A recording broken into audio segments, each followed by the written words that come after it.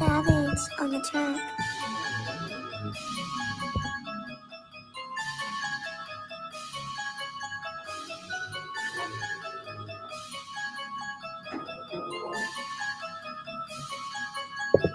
Who am I?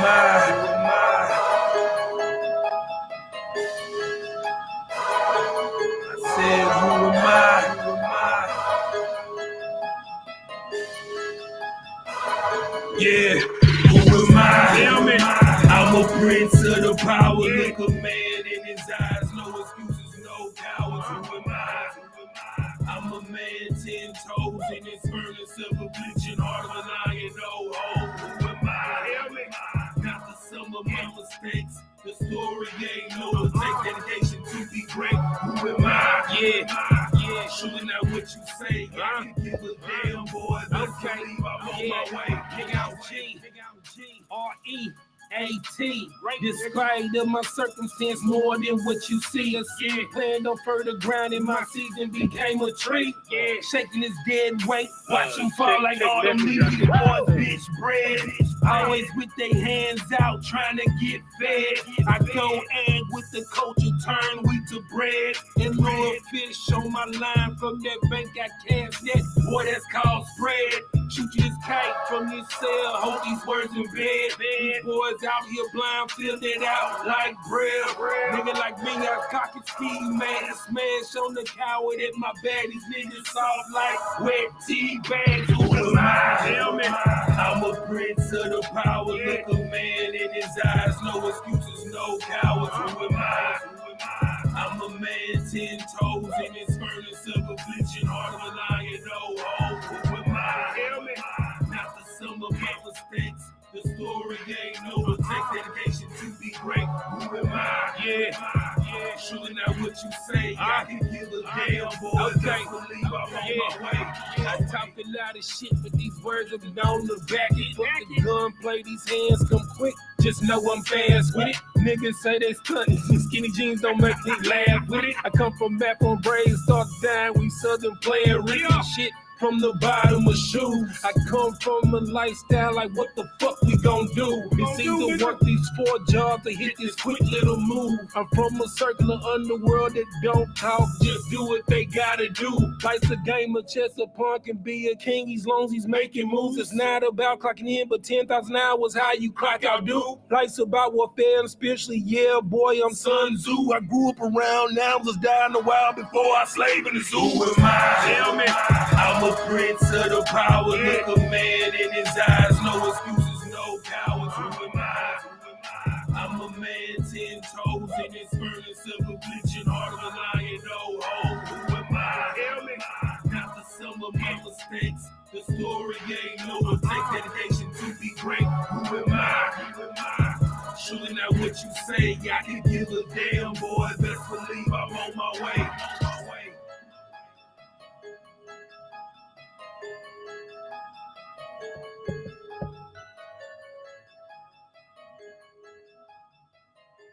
All right. Clap it up. All right, it's the Israelite School of Universal Practical Knowledge. Started out at 1 West 125th Street, Harlem, New York, under Commanding General YAHANNA. You understand? It is Monday, the history class, where we break it down line upon line, precept upon precept. Here a little, there a little. You understand? We're going to take a break from our normally scheduled broadcasting. You understand? Breaking down the book of Genesis. And we're going to get into some history behind the reason why everybody's family is in town this week, right? The history of Thanksgiving, right? Before we get into it, let's read the scripture first. Malachi, give me Colossians 2:8. Colossians chapter 2, verse 8 in the New Testament, right? Because one thing that you got to understand, a lot of people don't understand. Hey, do me a favor. That first knob on the monitor right here, the first knob closest to me, turn it down a little bit. Check. All right, cool. All right, because it had a little rummage. All right. So the first thing that you got to understand is that a lot of people hold traditions and don't know why they hold traditions, right? Like I forgot, what's your name, brother? Aaron, that's right, Aaron. How can I forget that name? How can I forget that name? It's the name of my brother. So from your for as long as you can remember, why do you think because all of our family celebrate, why do you think your family celebrated Thanksgiving? Why did they tell you we celebrated Thanksgiving when you was a kid? To give thanks, right? You know what I'm saying? That's what everybody say. You know, we get our family together, we gather around, and we say what we thankful for the year. You know what I'm saying? But that's the greatest lie. You understand? It's a lot of things that we do that we don't know the reason why. But before I came here, I had to go to a or stand outside of a funeral rather. You understand? And at this church, brother, they had a 25-foot, I want to say almost 30-foot Christmas tree out inside of the church. You know what I'm saying? And like we do these things like putting wreaths on doors, right? Putting pumpkins out, you know what I'm saying? During this time of year, carving pumpkins, right? And we just do it because, you know, it's tradition. But whose tradition is it? And why do they make this such a big deal annually, right? Read what you got in Colossians, nephew. This is the book of Colossians, chapter 2, verse 8. Mm-hmm. Beware lest any man spoil you. It says what? Beware lest any man spoil You you. understand? What you gotta understand is you just can't take for granted what any man says, right? Because you know, America is all about what? Being multicultural, right?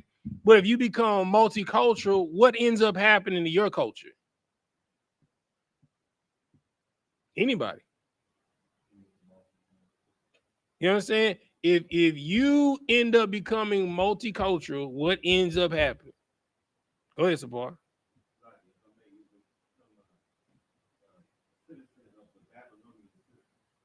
Not only that, but specifically, if you concentrate on everybody else's culture, what happens to your culture? Go ahead.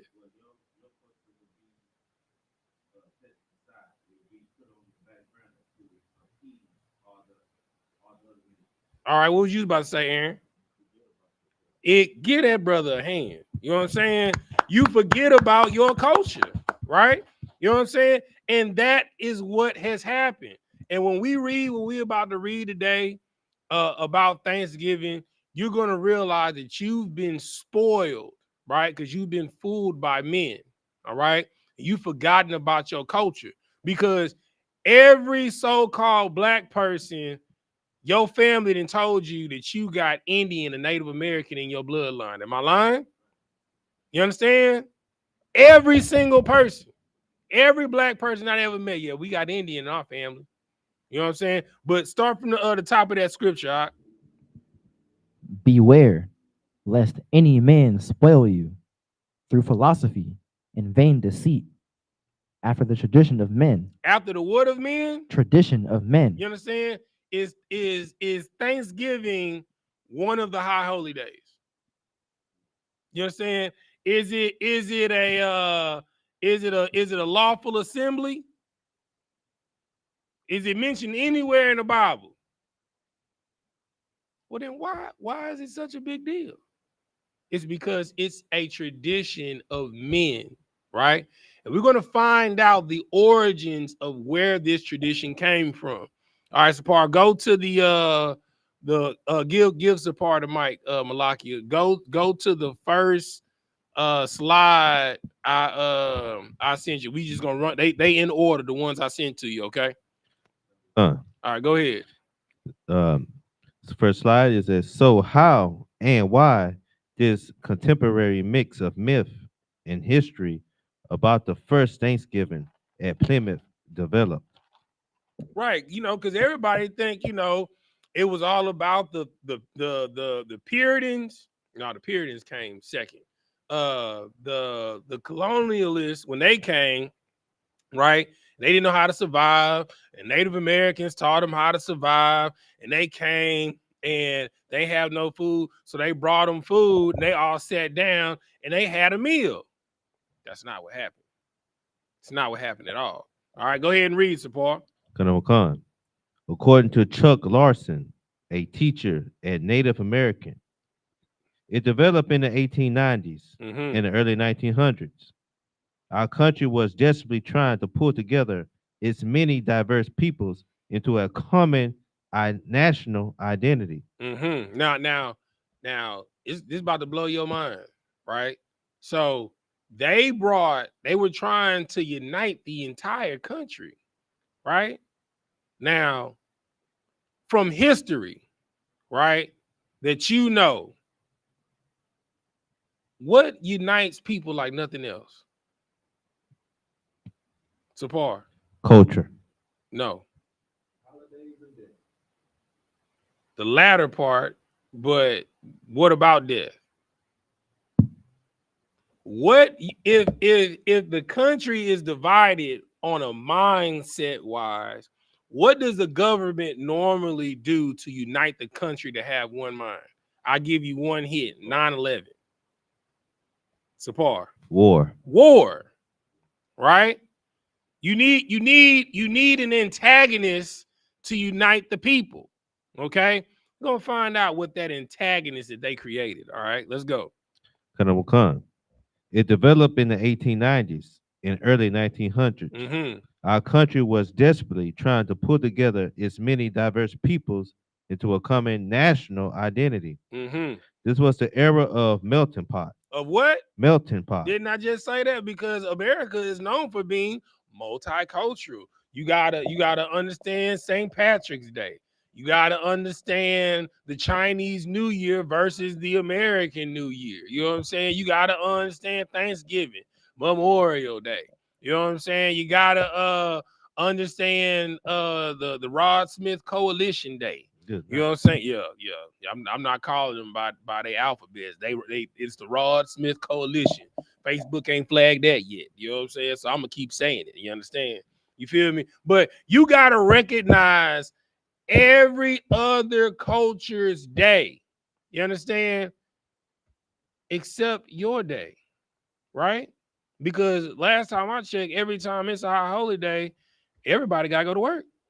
When biblically it says you're supposed to be off for 7 days, dang on near. You understand? Keep reading, Sapar. Khan.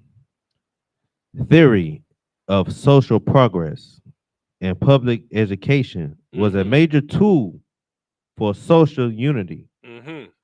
It was with this in mind that the federal government declared last Thursday in November as the legal holiday. Hold on, I might have sent it to you backwards. Hold on.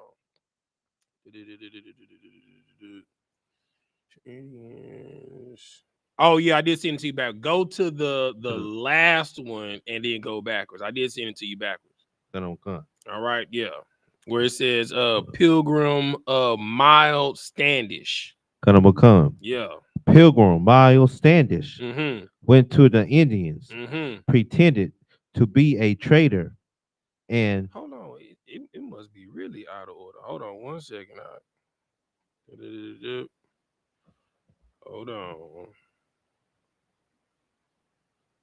Let's see. Number. No, that's right. That's right. gun. So, like, you want me to start from the top, sir? Hold on. Captain track down Native American Yeah, go ahead. Go ahead. Go ahead. Khan. Pilgrim Miles Standish Mm-hmm. went to the Indians, pretended to be a trader, and then beheaded an Indian man named Whatmet. It's missing the page. Hold on 1 second. Hold on. History. Hold on.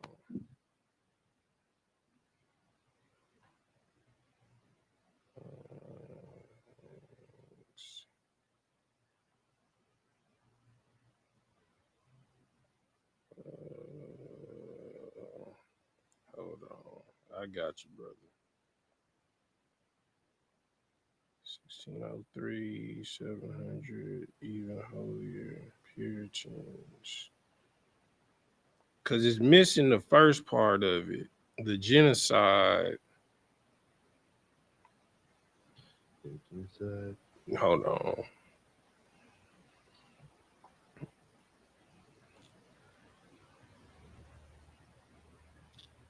I got you. Here it is, right here. Genocide of Thanksgiving.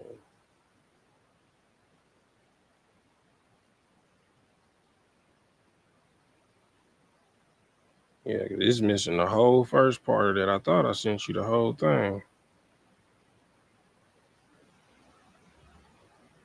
Ancestors celebrate history Thanksgiving. Expected.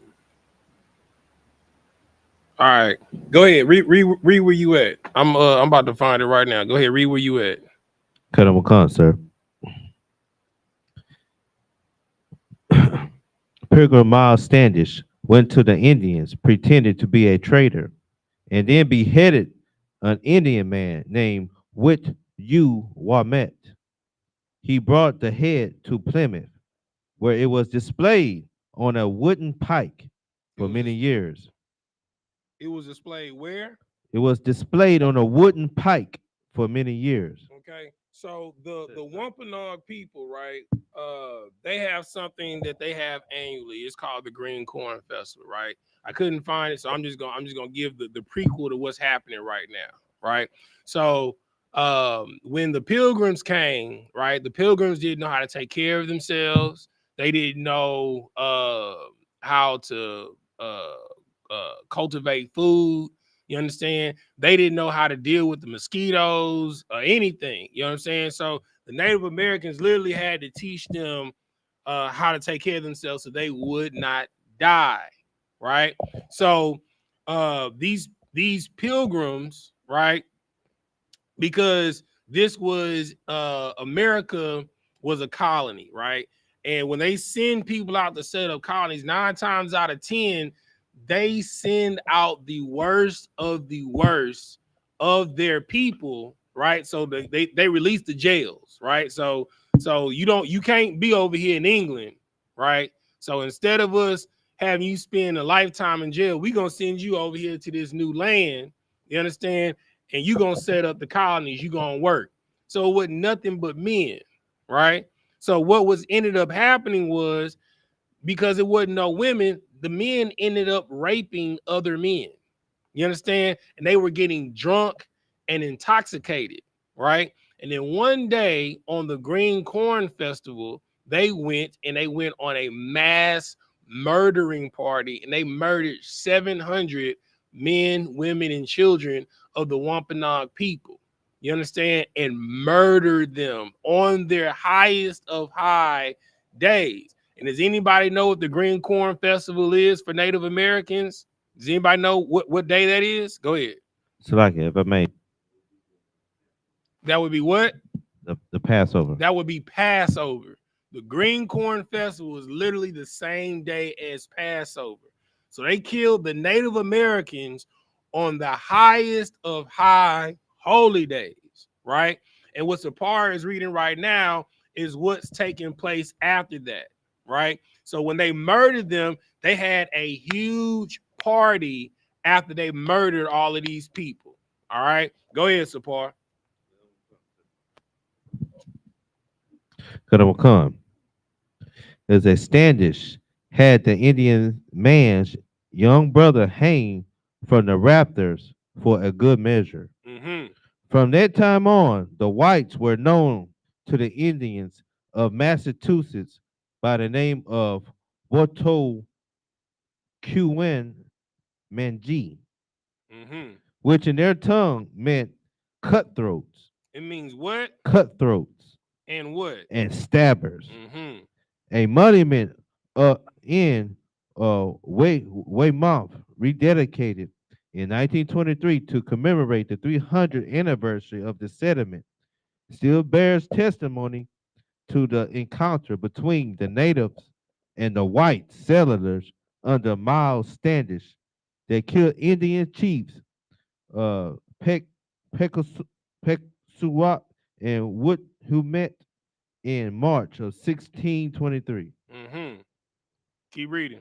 But Go to the next one. Kanamakan. By the mid 1630s, a new group of 700 even holier Europeans calling themselves Puritans. All right. Does anybody know? Well, I'm gonna ask. I'm gonna ask my nephew because since he in school, right? Do you know who the Puritans are? Look it up for me.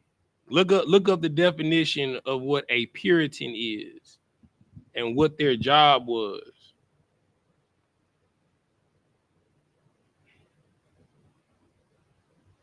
Quick. Look it up. Puritan. Give me that definition.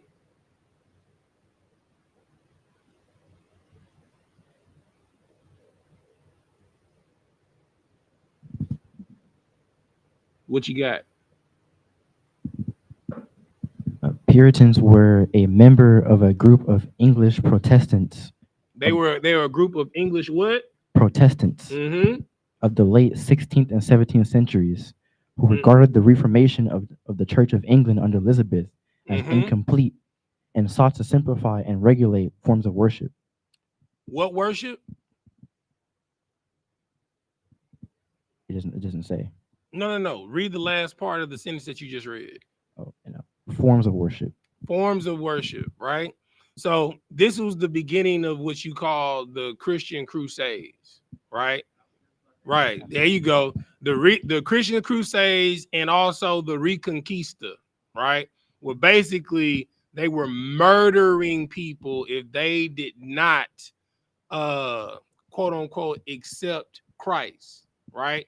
But in actuality, it wasn't Christ that they were promoting, right? Because we learned from the other class that Constantine did not make his Roman kingdom a Christian kingdom because he loved Christ. Why did he unite his Christian kingdom?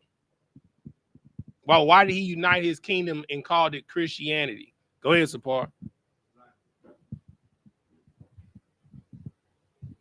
Salakia, if I may, to mix the pagan and the Christians under one banner. There you go. You understand? He wanted to unite the entire pagan kingdom. That's the reason why you have Christmas. That's the reason why you have Easter. You understand? That's the reason why you have all of these pagan holidays that have nothing to do with Christ. All right, yeah, I found it. Sapar, hold on. I'm about to send it to you right now, brother. Boom, drag files and send. Boom. All right. There we go. So we'll start from the top or the bottom of this. Hold on. I'm about to tell you. First Thanksgiving, like Checkleys in 1800s, 1890s is the era. Boom. This colonies was successful. Yes, Thanksgiving, George Washington finally. I think it might. It's just. Oh, it's the same thing. All right, go ahead. Just read what you was reading. All right. So, other next group, start from the top. Start at the 1, 2, 3, 4. So from the second column, the first one. All right, there you go. Kanamakan. Later, as the pilgrims grew in number. Actually, no, it is all right. So there we go. Yeah. Start from the first one, Captain Miles Standish. Kanamakan. Yeah. This the whole story right here. Go ahead. Where it says where it starts talking about Squanto. Okay. Captain Miles Standish, the leader of the pilgrims, invited Squanto, Samoset, Massa Oit. Massaoit. The leader of the Wampanoags. And their immediate families to join them for a celebration as the Thanksgiving feast began. The pilgrims were overwhelmed at the large turnout of 90 relatives that Squanto and Somerset brought with them. The Pilgrims were not prepared to feed a gathering of people that large. You understand? So the Pilgrims, because they were so thankful for what the Wampanoags did to save them and taught them how to harvest, it's like, okay, we're gonna throw y'all a party. So Squanto's okay, bet. I'm gonna go tell the leader of the tribe, and we gonna pull up on you, right? So they pulled up on them. They was like 90, like, man, we can't feed all of y'all. You understand? Now keep reading and find out what happens. Kanawakam. The Pilgrims were not prepared to feed a gathering of people that large for 3 days. Seeing this, Masowet gave orders to his men within the first hour of his arrival to go home and get more food. Thus it happened that the Indians supplied the majority of the food. All right. So first off, the story that you was told about the Indians coming together with the Pilgrims, and the Pilgrims wanting to break bread with them and make peace with them or whatever, that's a complete lie, right? The Native Americans are the ones that provided the food because they didn't have enough food to not only feed themselves, but also to feed the Native Americans. But let's find out what happened after that.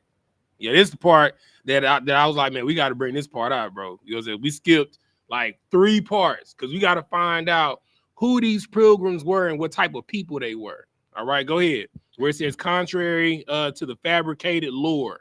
Kanawakam.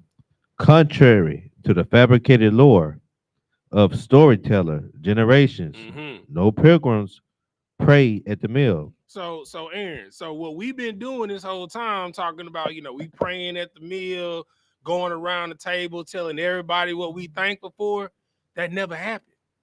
You understand? But that's what we were taught growing up in school. But what actually happened is not only wicked, not only disgusting, but it was a travesty and genocide. Keep reading. Kanawakam. What's more, they consume a good deal of home brew. What's home brew, anybody? Anybody know what home brew is? Nephew, what's home brew? What's that? You don't know what home brew is? Aaron, what's home brew? It's liquor. You know what I'm saying? They was out here making beer, man. Right. Keep reading. Kanawakam. In fact, each Pilgrim drank at least a half gallon of beer a day. How much? A half gallon of beer a day. Brother. You know what I'm saying? That make the 40s they talk about us drinking look like a little can of beer, huh? You understand? They drunk a gallon of beer a day. You understand? So much so, keep reading.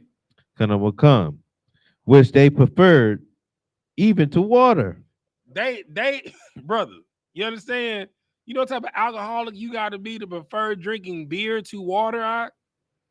You know what I'm saying? Like if you drink a gallon of water straight, you can drown yourself, right? You understand? Like they tell you like you shouldn't drink no more than a gallon of water a day. And that's really a lot. You know what I'm saying? Unless you like working out in the heat, you know what I'm saying, where you constantly sweating, you know what I'm saying? It's not a good idea to drink a gallon of water a day. They were drinking a gallon of beer a day. You understand? Keep reading. Kanawakam, this daily inebriation led their governor, William Bradford, to comment on his people's notorious sin, which included their drunkenness and uncleanliness and rampant sodomy. And rampant what? Sodomy. And rampant what? Sodomy. Brother, they was booty bandits. You understand? Bussy. You understand? They was out there for the bussy. You understand? They was booty bandits. You know what I'm saying? They was busting boys up for the Zuzus and the Wham Whams. You understand? These boys were pirates because all they was about was the booty. You understand? And it wasn't woman booty either. It was man's butt. You understand? Because they ain't have no women with them, brother. Right. You understand? And the Native Americans wasn't having it. You wasn't about to take all women.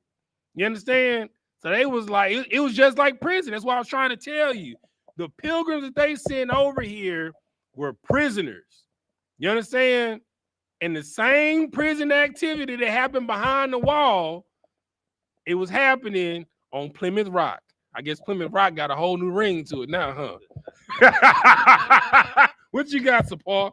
And Salaki, if I may, sir, it sounds like these pilgrims is the same category as the Crusaders when they went to Jerusalem and Oh took yeah. Jerusalem. They got Oh the yeah. same They was raping characteristics. people, brother. Right. You know what I'm saying? I'm gonna start calling these Rod Smiths. All right, Pilgrim. You got it, Pilgrim. You know what I'm saying? You feel me? Keep reading. Come. Contrary to the fabricated lore, Well, you already read that part. Drop down where it says later. come. Later, as the pilgrims grew in number, they started showing intolerance to the Indians and their religion. Don't that sound familiar?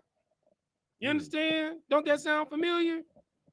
Like, whenever black people are congregated, you understand, and they out there minding their business, cops grow intolerant. You understand? Black people can't loiter together. Now, let me tell you something that blew my mind today, right? Me and my wife, we went to this spot called Betsy's. It's in Bel Air. It's a nice spot. It's a nice spot. But we pulled up. It was something extremely peculiar going on. Like, it's a spot that's in front of a park in Bel Air. Now, I'm gonna set this scene for you. And when I set this scene for you, I want you to trade the white people and put blacks and Hispanics in mind. All right. So this is a food establishment. All right.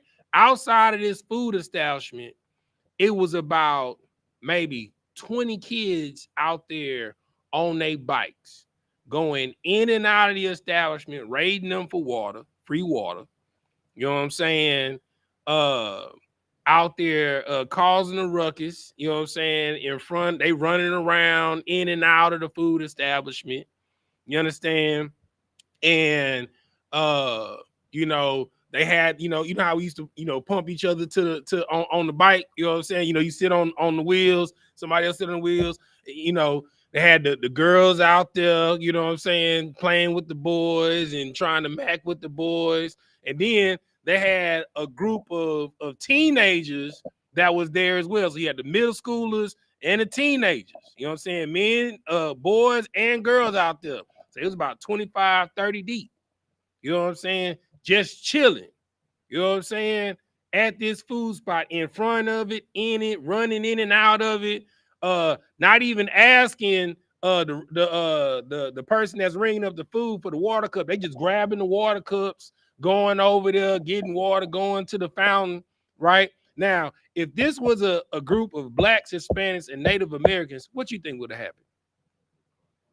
It would have called the cops. You understand? Because you cannot loiter, right? But it's cool when they do it. Problem when I do it. You know what I'm saying? I'm talking about, bro, it blew my mind. Because when I was their age, and me and all of my partners, you know what I'm saying, that stayed on my street, when we used to ride our bikes to Sonic, because it was 7 bikes, you know what I'm saying, and 7 to 10 black kids at Sonic, cops pull in there. You feel me? It was 25 Caucasian adolescents and teenagers. I'm talking about they was running amok in there. You know what I'm saying? Screaming, playing. You know what I'm saying? Brother, that is unheard of. Even in our own, we can't do that in our own community. Go ahead, support. And Salaki, sir, I was just about to say that because if you go down Scott or Cullen, let's say, a group of brothers go to like Golden Seafood, it's not in the truth. Right. If they was to ride their bikes and stuff to the store to get some rice and stuff, they about to call the cops on them. Bro, if you see, if a cop drives by and see 5 people standing outside of a corner store, he pulling up. It don't matter if they kids or not, all right?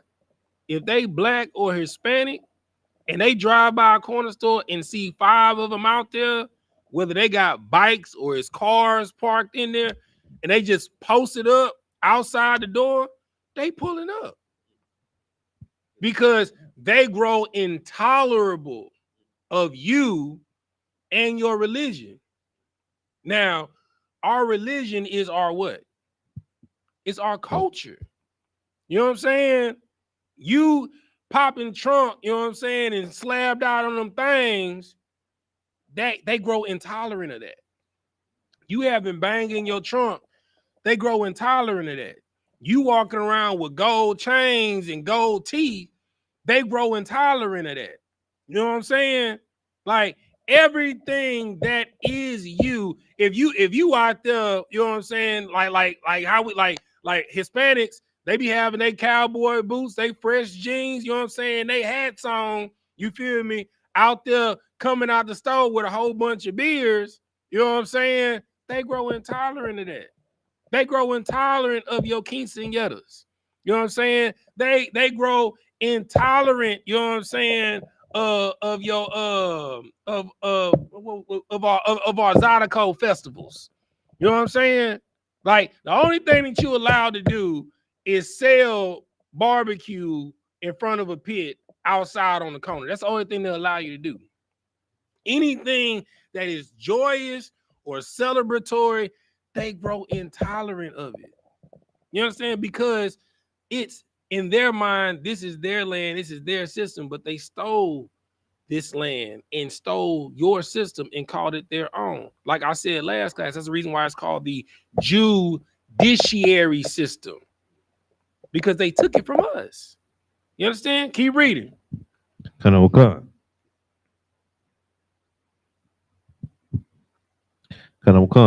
Any Indian who came with Start where it says the relationship deteriorated. the relationship deteriorated. Mm-hmm.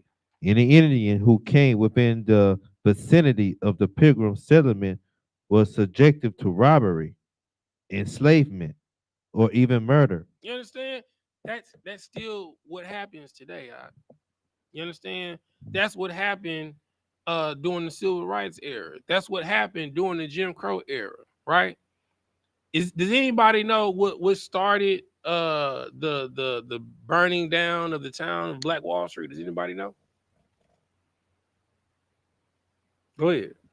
So, like, if I may, it was I believe it was the same situation in Rosewood, Florida. Mm-hmm. It was a heathen woman who had on a brother. Right. You know what I'm saying?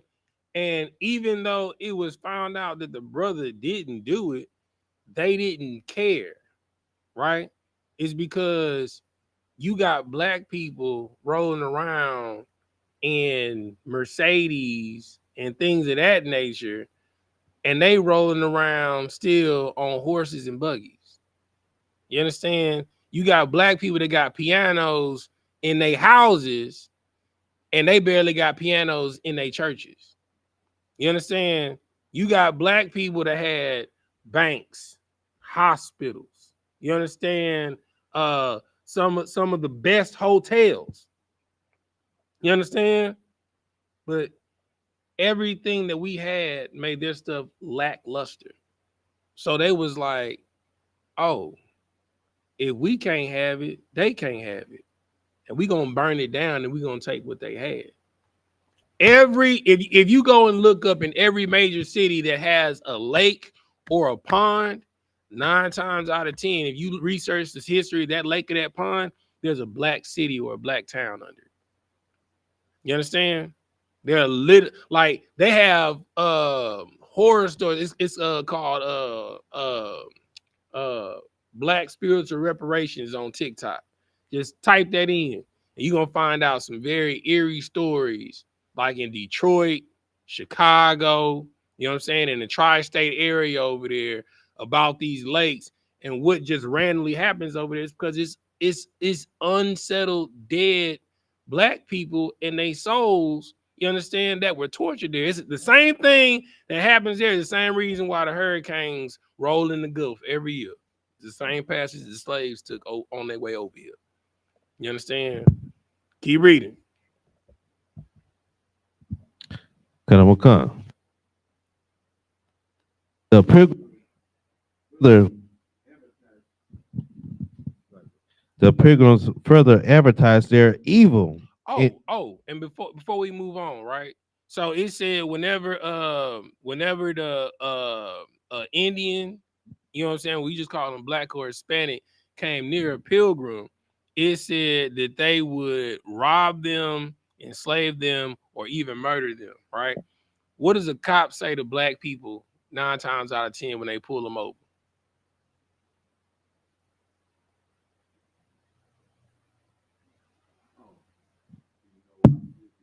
Right. Okay. And then what's the next question they ask you?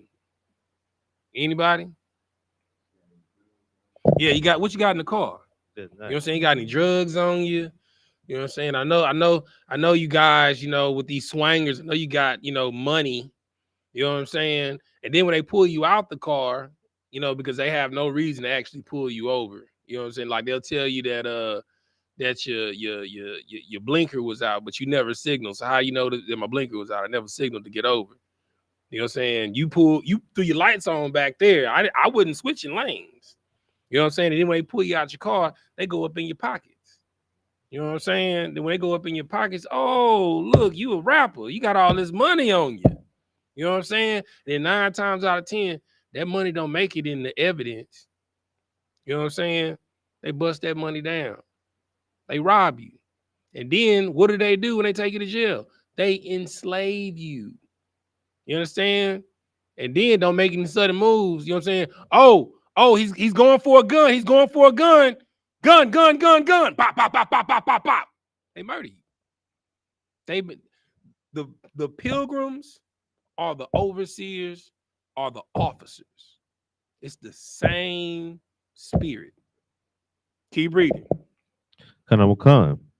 The pilgrims further advertised their evil intentions when they mounted 5 cannon on a hill around their settlement, constructed a platform for artillery, and then organized their soldiers into 4 companies, all in preparation for a military destruction of the Native American Indians.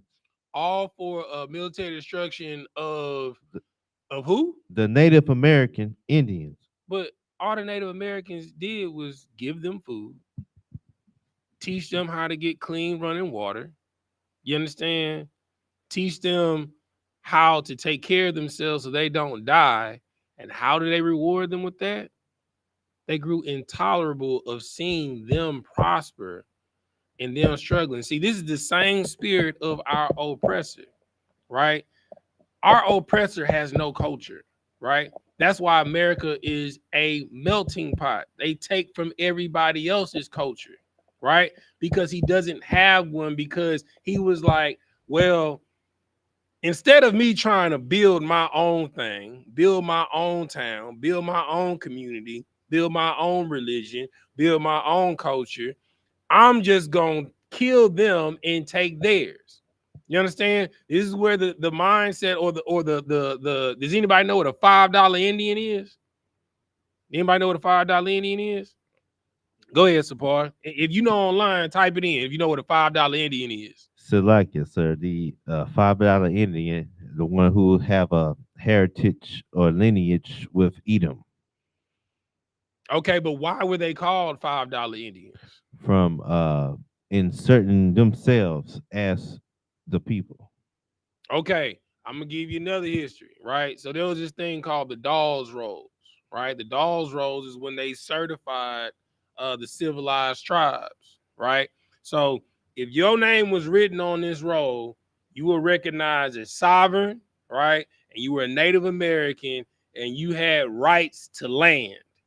Okay, so what a $5 Indian was is because the oppressor, the Caucasian, so-called white man, would pay people that were on the Dawes Commission $5 so they can put their name down on the Dawes rolls. That's why when you go and look at pictures of the Cherokee, of the Choctaw, of the Chickasaw now versus pictures and illustrations back then, they look completely different. They have Caucasian and albinoid features. You know what I'm saying? They have blue eyes, you know what I'm saying, and very pale skin. You understand? Why would the Native Americans call the Pilgrims pale faces? It's because they weren't pale people. You understand? So what you have nowadays is what you would like to call, or what's your boy Dame Dash so eloquently labels people as culture vultures. You understand? Keep reading. Kanawakan.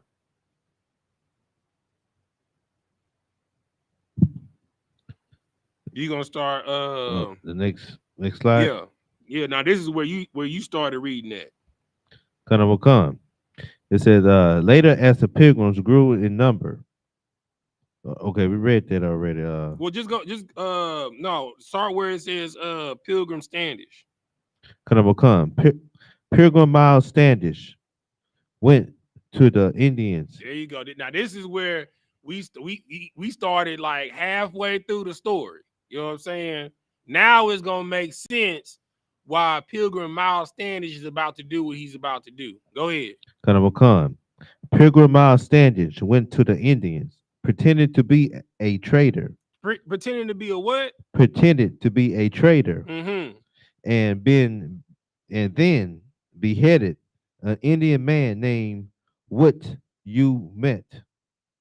He brought the head to Plymouth, where it was displayed on a wooden pike, for many years. Nephew, give me Psalms 55 and 21. Right?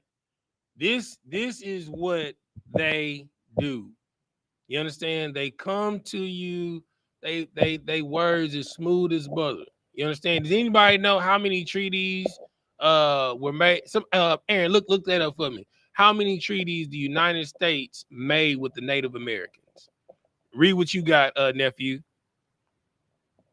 Psalms 55 and 21. This is what Pilgrim Miles Standish did. This is the book of Psalms, chapter 55, verse 21. Mm-hmm.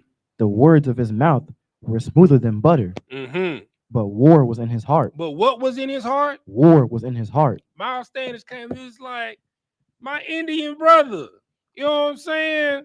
Let's barter, let's trade. Because that's what they love to do. Hell, that's what blacks and Hispanics, that's what we still do. You understand? Every black, Hispanic, and Native American love a deal. You know what I'm saying? They will barter, and they would, if they don't got no money, they gonna trade services. You know what I'm saying? Like one brother, like if like me and Ron, we got a wine business, right?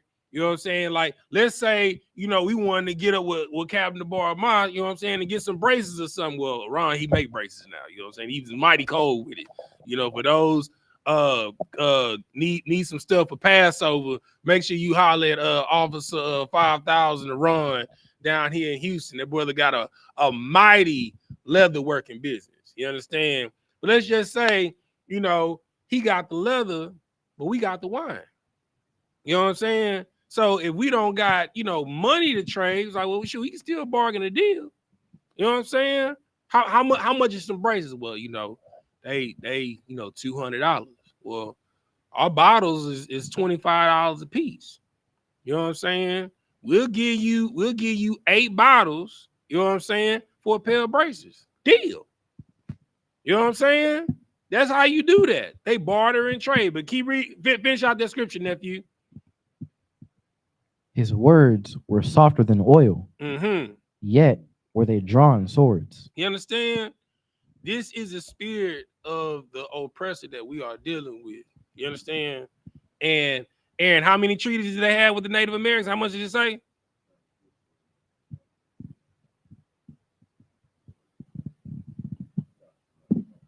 Okay, no sweat. Oh, I'm gonna look it up real quick. Let's see. How many treaties did the American Indians have with the United States. The United States had 374 treaties with the Native Americans, right? Ask me how many of them they kept. None. Cero, my negro. You know what I'm saying? The United States of America made 374 treaties with the Native Americans and broke every single last one of them. You understand? Understand this. Manhattan was owned by a Native American tribe. And the matter of fact, it was owned by Old Dirty Bastards people. You know, ODB from Wu-Tang Clan. His people owned Manhattan. Man, what goes on in Manhattan? Does anybody know what happens in Manhattan? What is in Manhattan? Anybody know? Go ahead, Sapar. Yeah, if I may, it's the financial district. Right, that's where Wall Street is. You understand? You know how much Manhattan is worth right now? Huh? Billions. You understand? Because of what goes on there. You know what else is primetime real estate that belong to Native Americans? Seneca Village. You understand? What is Seneca Village, Sapar? It's Central Park now. It's Central Park. You understand? Central Park was a Black and Native American community. You understand? And they wiped them all out just to make a park. They didn't even put anything there. That whole square block of Central Park is a Native American town. You understand? Like, we owned all of America, all of Canada, all of Central America, all of South America. Now they got one small reservation in New Mexico, Oklahoma, Arizona, and like little pieces of Texas. You went from owning a whole side of a world to pieces of a state. Like, if you put all the reservations together in the United States, it don't even make up one state. That's crazy, huh? That's insane. But they words is smooth as butter, but war is in their heart. Keep reading. Kanamakan.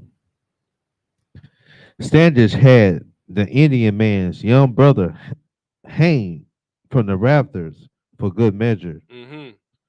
From that time on, the whites were known to the Indians of Massachusetts by the name Watu Watu Quinines.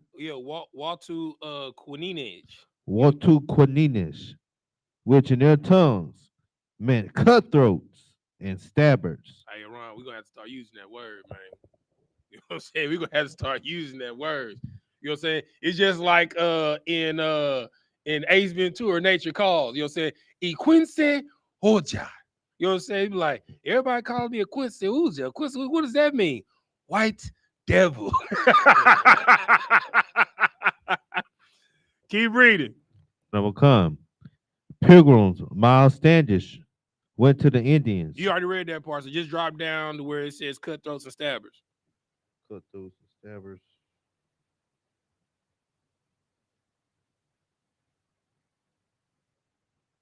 Select it, sir. So if you scroll to the right, at the top it says Pilgrims Miles Standish. In the middle, you'll see where it says they called them Watuquinijej, which is in their tongue meant cutthroat and stabbers. Do you see that?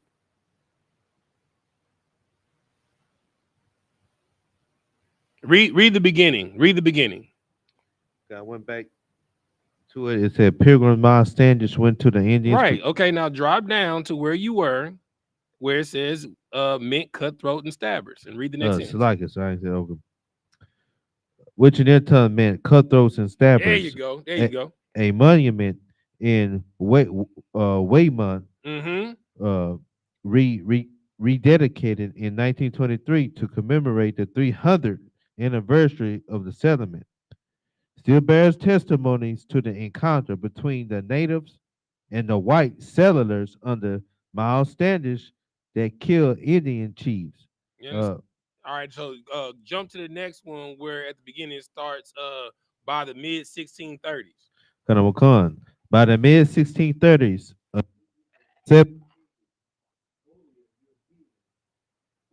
Did the mic die?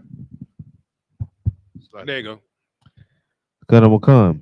By the mid 1630s, a new group of 700 even holier Europeans calling themselves Puritans. All right. So if the pilgrims, you understand, were murderous, robbing sodomites, you understand, and it said that the Puritans were better than them, what do you think the Puritans gonna do?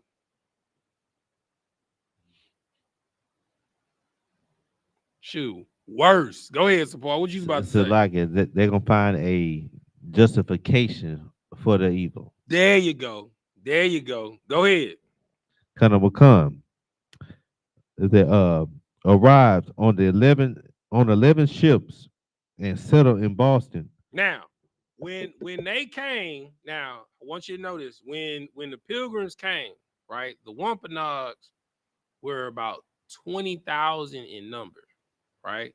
They came, the pilgrims came on one ship. All right. Now, they only had one settlement, one base. The Puritans brought 11 ships with them out. Okay. It's going to tell you, and it's about to tell you the number of Puritans it were versus the Wampanoags. Keep reading. Kind of will come, which only served to accelerate the brutality against the Indians. Mm-hmm. By the by the mid 1630s. No, just scroll to the next one. It's the same slide, but it says go to where it says in one incident in 1637.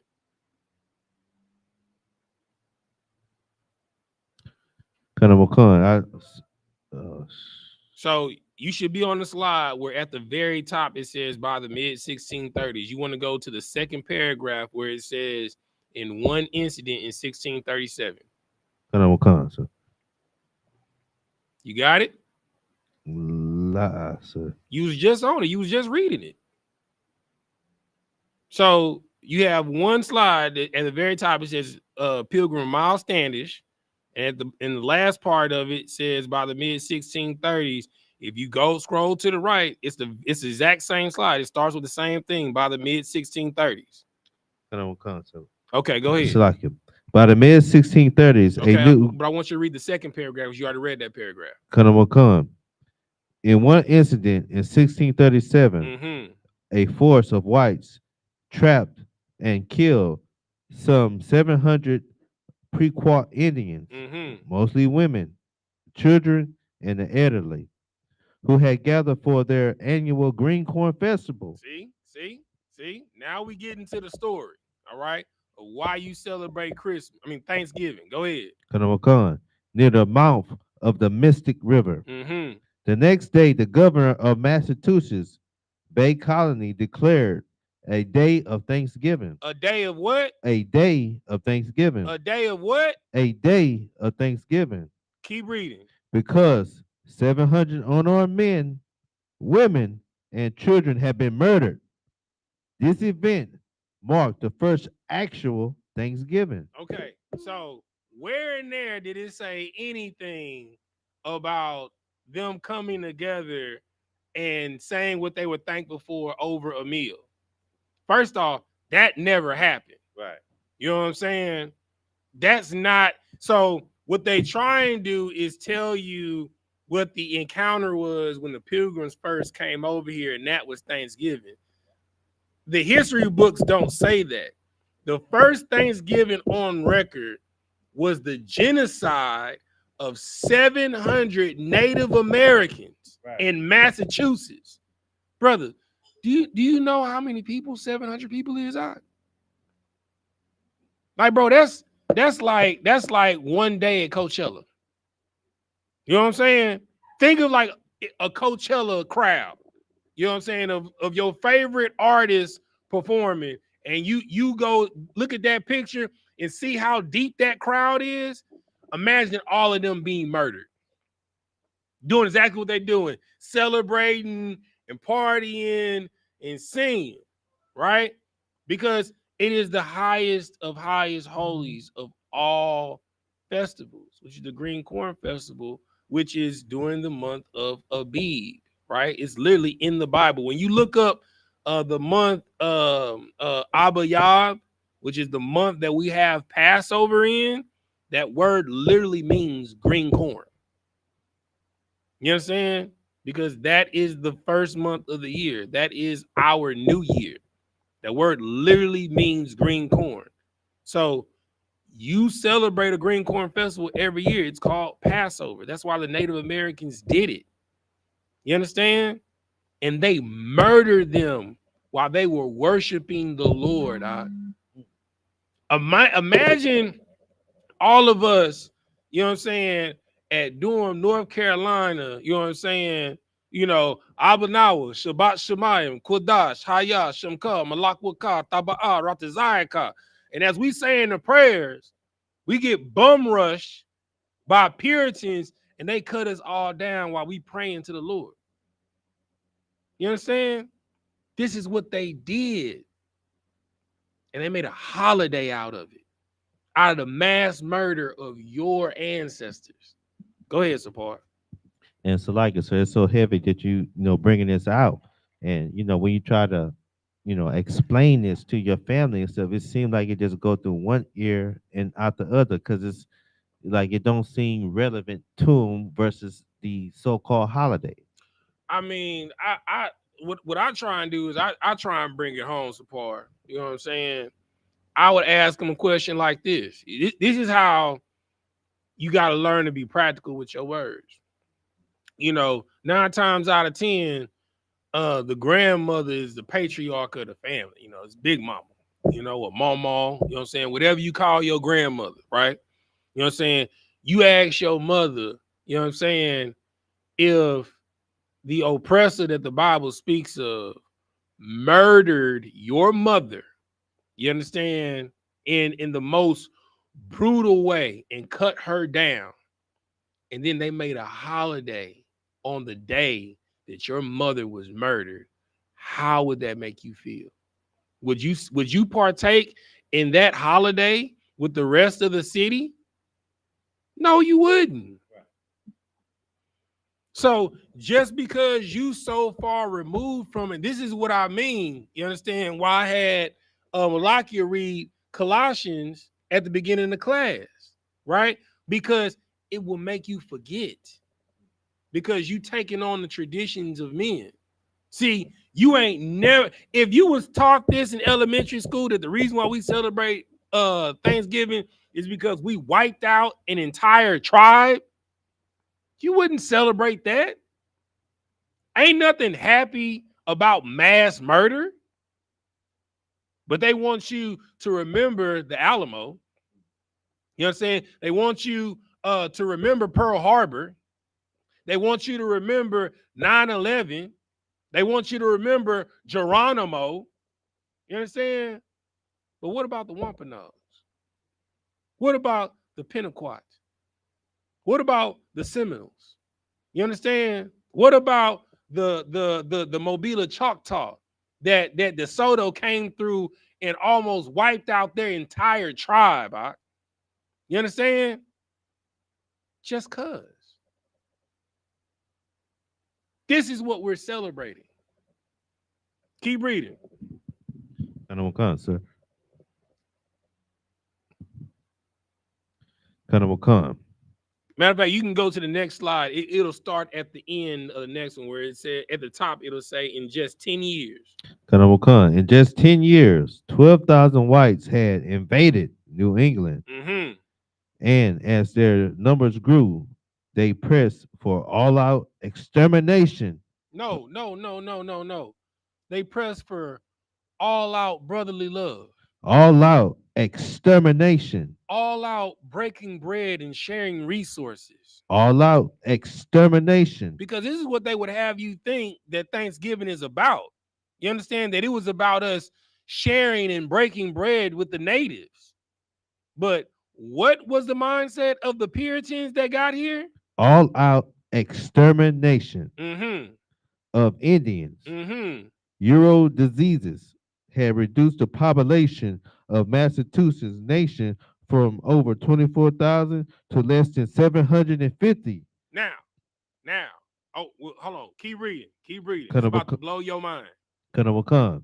The number of European settlers in Massachusetts rose to more than in just 10 years.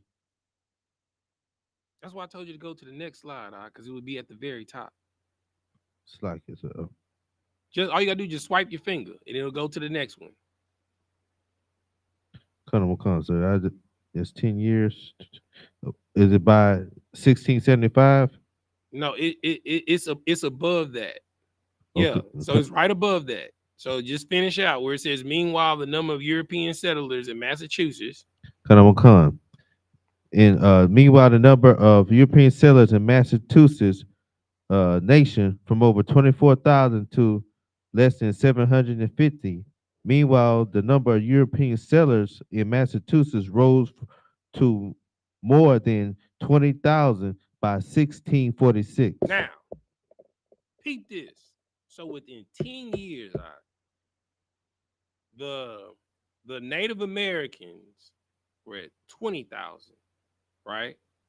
And the Puritans were at, when they first came, they were 700, right? When the Pilgrims first came, right? So within 10 years, the Native Americans were down to 750, and the settlers were at 24,000. And matter of fact, let me do the math.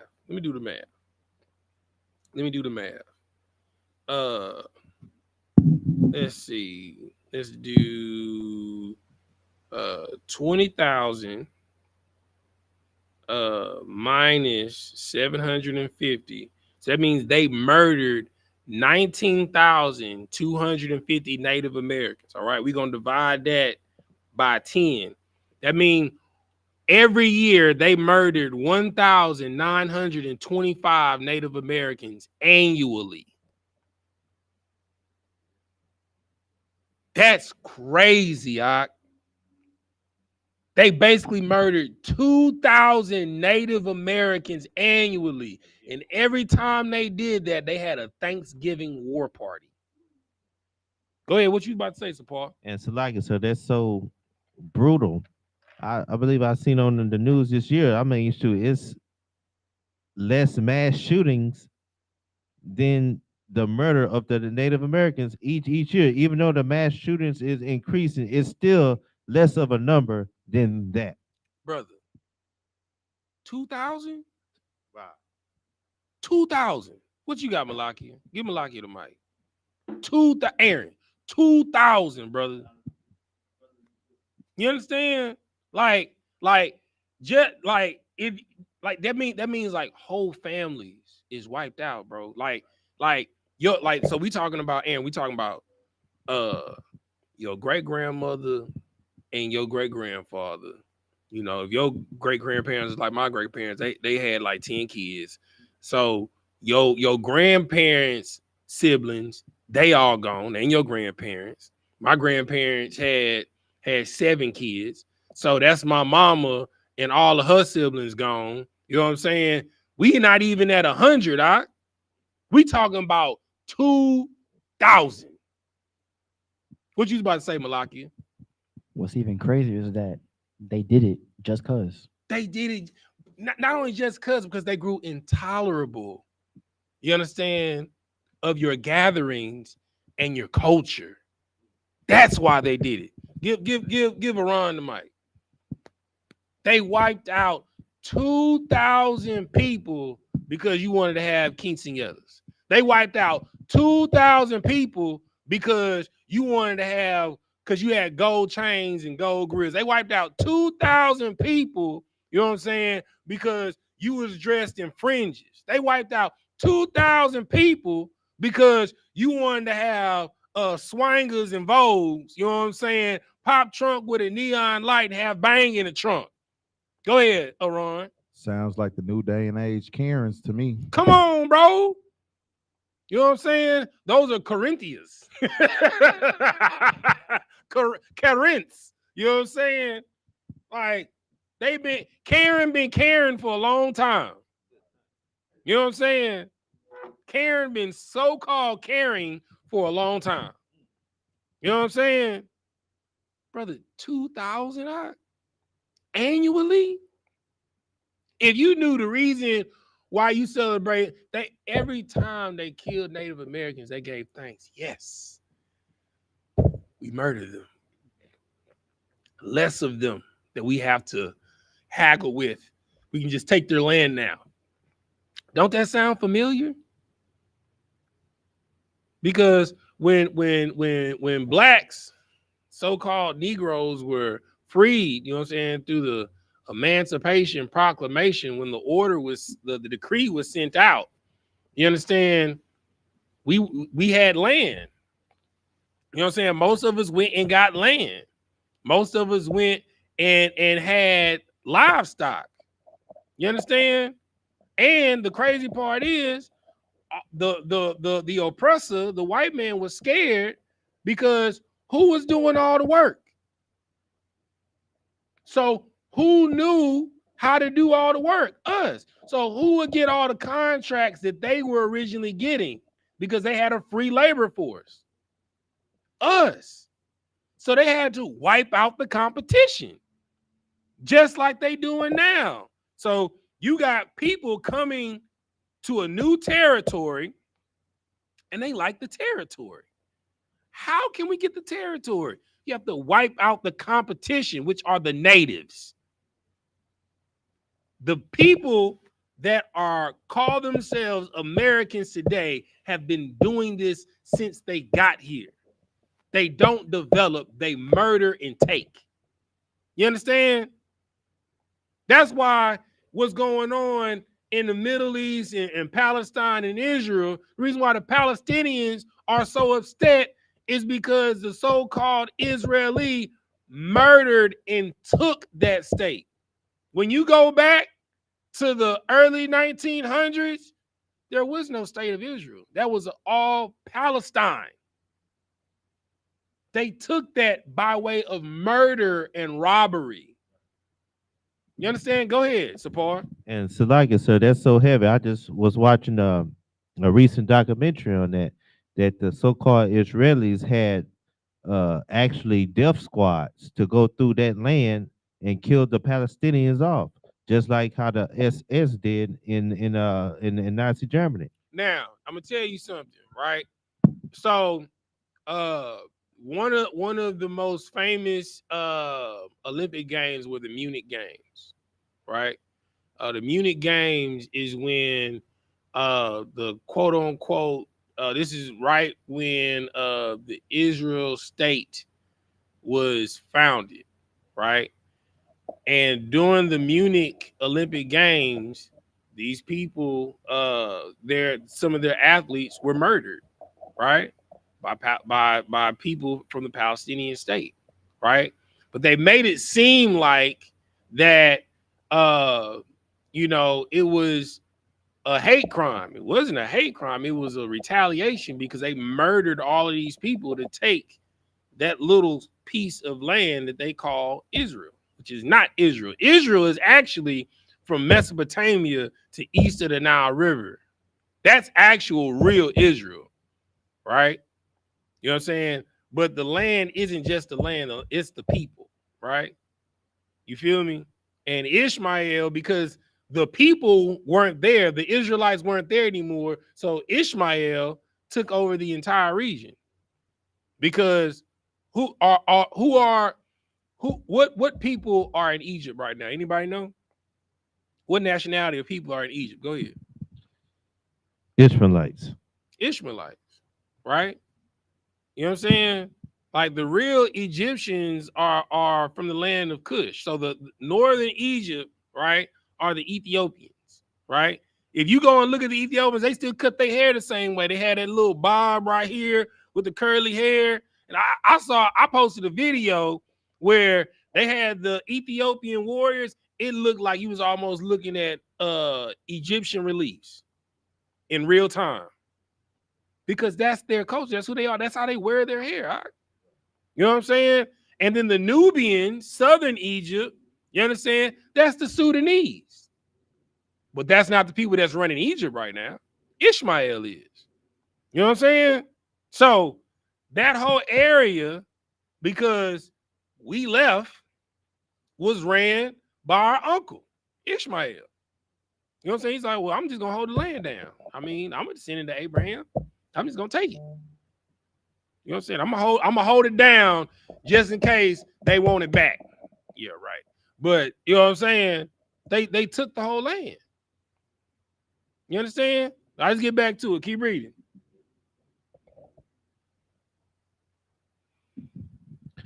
So you're gonna start by 1675.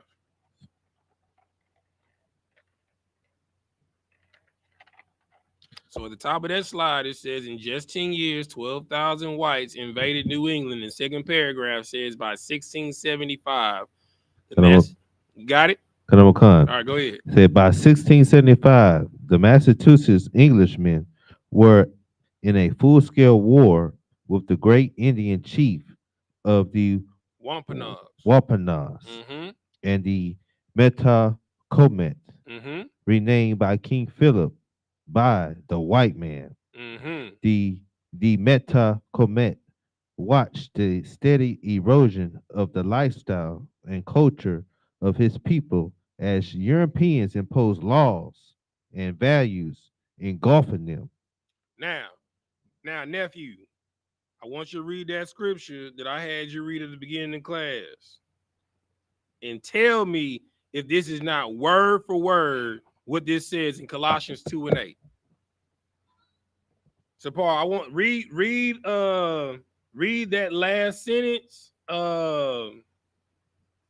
Read from where it said, where it says rename King Philip. Read that. Renamed King Philip. And Malaki, go by him so you can grab the mic and read that scripture right after you finish reading that.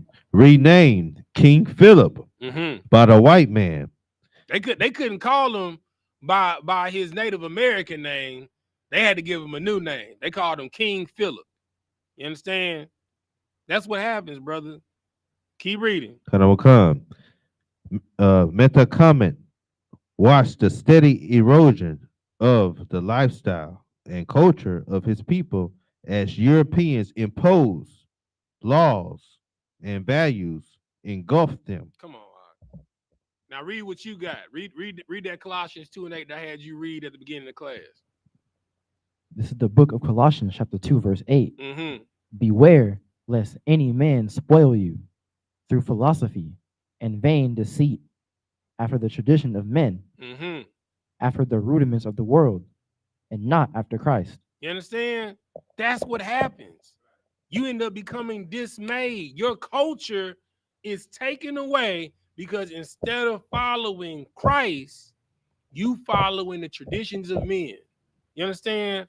Metacomet, he watched his people's culture erode away because they were like, instead of us dying off, we just gonna assimilate into their culture, right? And what you don't know is, does anybody know? Because it's boarding schools are quote unquote supposed to be the highest level of education you can send your children off to, right? But does anybody know how boarding schools were started?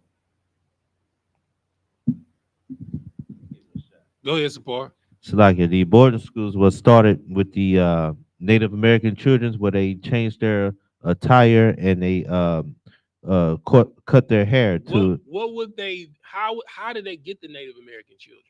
Through a war. Right. First, they would go on a war party, right? Just like they did with the Wampanoags, right? They would wipe out a tribe. They would kill all the men and all the grown women, and they would take the children and they would put the children in boarding school. You know what I'm saying? And when they were in boarding school, they were brainwashed. They were not allowed to wear their native dress.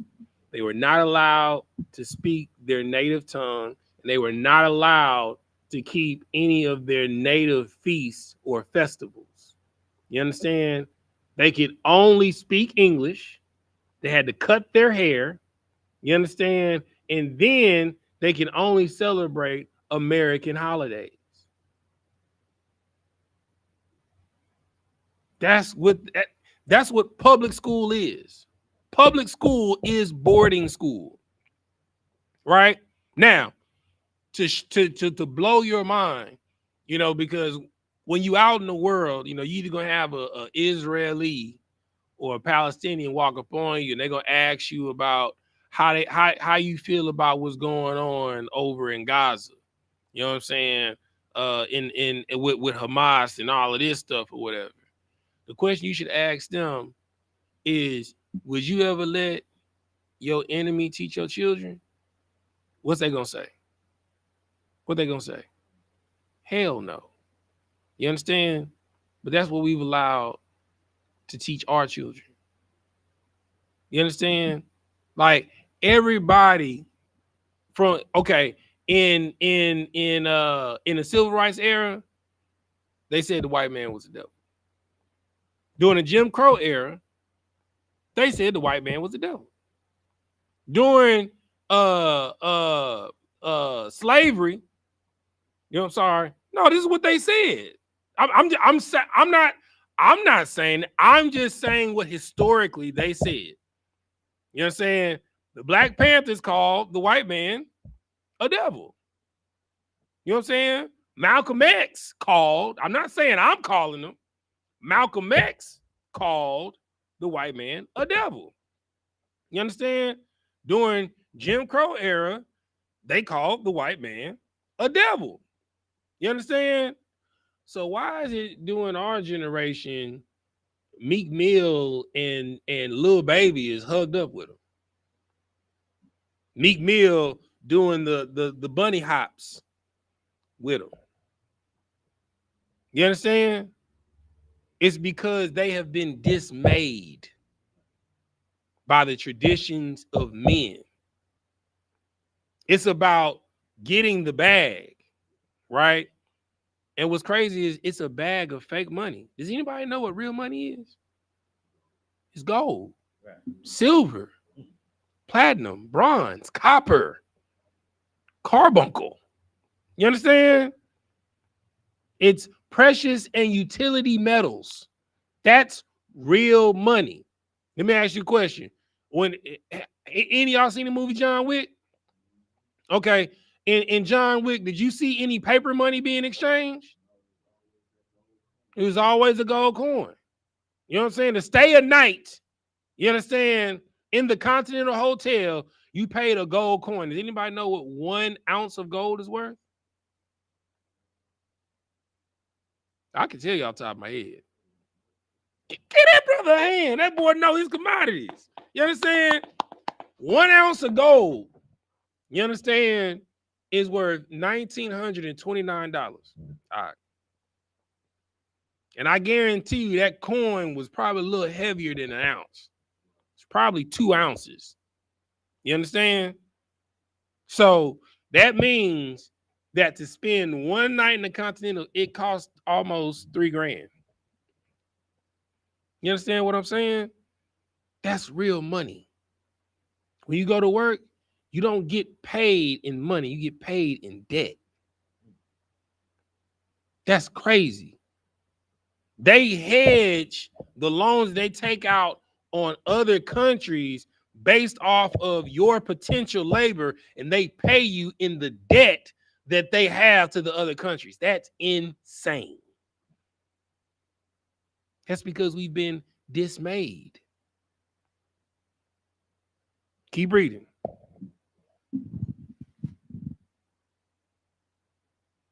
Well, you can scroll to the swipe and go to the next one, and at the top it should say when Captain Benjamin Church. Come. When Captain Benjamin Church tracked down and murdered Metacomet in 1676, his body was quartered and part were left for the wolves.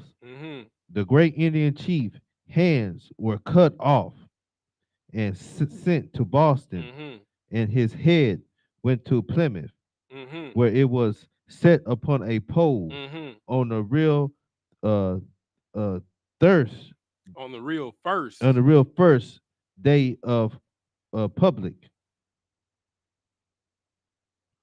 kind of a public Thanksgiving for the beginning of the revenge upon the enemy. You understand? So the first public Thanksgiving was for the revenge of an enemy. You understand? Now, does anybody know what movie this sounds like? When they cut off his hands, they sent his hands to Boston, they put his head on the pole somewhere else. And they put his other parts on display. Does anybody know what movie that sounds like? Because they base everything loosely based off of reality. It's a famous movie. It's a famous old war movie. Does anybody know? It's how the movie ended. Sound like the movie Braveheart to me. You know what I'm saying? Go ahead. And it's like have a allusion to Nimrod also. You know what I'm saying? They've been doing the same thing since antiquity. Every celebration that they have has to do when you die. You understand? On July 4th, 1776, Blacks, Hispanics, and Native Americans was dying out. You understand? I don't know why you would celebrate Memorial Day. You understand? Because Memorial Day is about Black and Hispanics dying for a country. When they come home in their uniform, they get spit on. Brother, they used to hang Blacks and Hispanics in their uniform. If they came home wearing the American uniform, when they went to war and fought for this country, they would lynch you in your uniform and say thank you for your service. Go ahead, support. So like it's in like our enemy, like we really can't even comprehend the way they think or how they move. It's just so far out of like how we move as a people. It's completely foreign, as in the evilness and the wickedness that they display on a day-to-day basis. They move like godless bastards. Good night. You understand? The reason why I say godless bastards because if at least you had a father, he might have taught you honor and integrity based off of some God. You understand? They are godless bastards, man. They are cowards.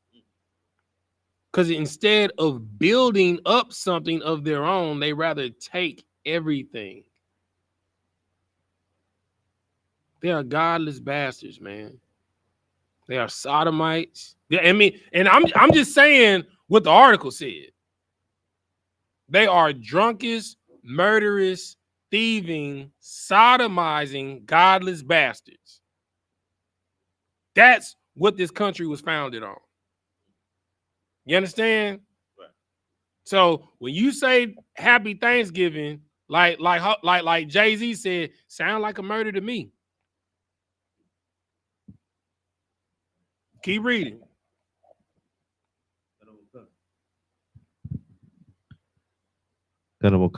As the Native American Holocaust. As the Native American Holocaust continued. Wait. As a Native American, what continued? As the Native American Holocaust continued, several official Thanksgiving days were proclaimed. Governor Joseph Dooley declared in 1704 a general Thanksgiving, not in celebration of the brotherhood of man, but for God's infinite goodness to extend his favors in defeating and disappointing the expeditions of the enemy Indians against us. You understand? So, brother, they was having so many war parties, bro. So many mass murders. You understand? of Native American people. They was like, man, bro, we can't have a party every time. You know what I'm saying? We can't have a feast every time y'all wipe out an entire tribe.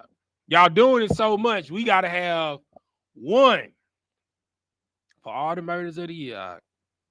Now we did the math. On average, they was murdering at least 2,000 Native Americans annually. Annually, hey brother, that's whole bloodlines. 2,000 people, brother. That's a whole bloodline. That's crazy. Keep reading. Khan, and the good success given us against them by delivering so many of them into our hands. All right, swipe to the next one.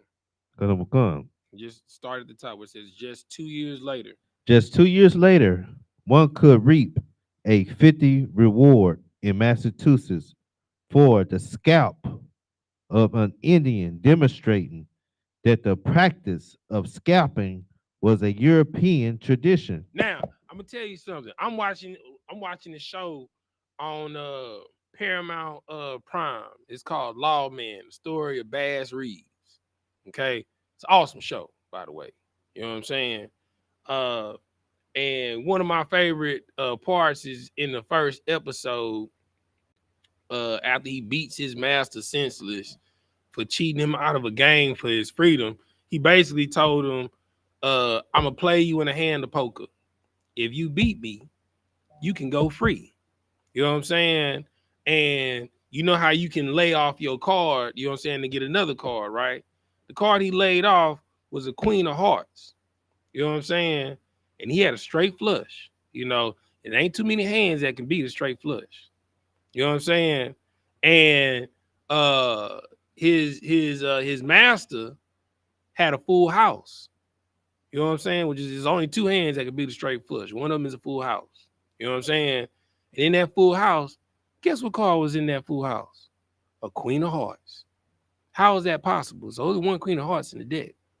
So he beat his master senseless for cheating him out of his freedom, ran, came across a Seminole tribe. You know what the Seminole tribe told him? Welcome home. Now, why would Seminole Indians tell a black man welcome home? Because they your people are. You understand what I'm saying? And one of the things that the white people would do to other white people in war, like during the Civil War, they would scalp each other. But they would have you think that scalping came from who? Native Americans. No, it's just that Native Americans perfected it because they follow the Torah. One of the laws in the Torah is an eye for an eye, a tooth for a tooth. You scalp mine, I'm gonna scalp yours. And when they would come for them, they would scalp all of them. They wouldn't just scalp the one that scalped, they would scalp everybody. They would make an example of it. And they were surgical with that thing. But it said scalping came from who, Sapar? Khan said the scalping came from the Slackett.